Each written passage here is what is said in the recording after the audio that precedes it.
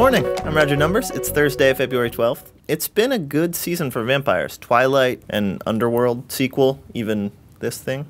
Barack, I don't think you understand. Your future will be set. Doors will be open. All that you have to do is become our very own Baracula. Or Baracula, however you want to say it. In his book, The Dead Travel Fast, our guest Eric Nuzum explores vampires in pop culture. Welcome, Eric. Thank you, Roger. So you watched hundreds of vampire movies. Tell me, what's the best and worst vampire movie? The best and worst are the same film.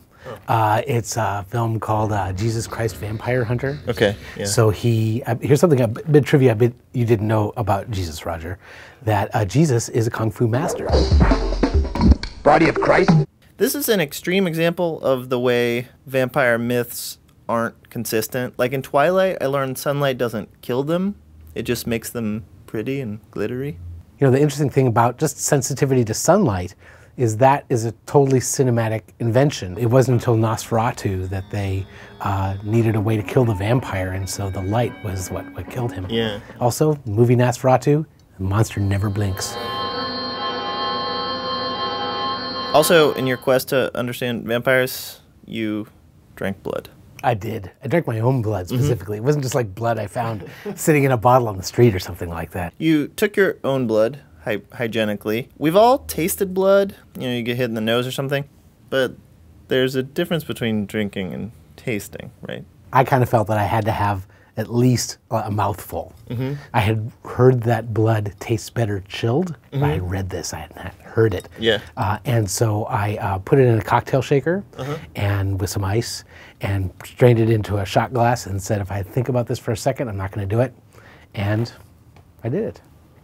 Yeah. And probably threw up all over the bathroom. Yeah.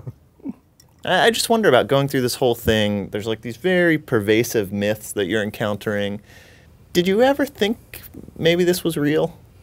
Well, I kind of hoped it wasn't real.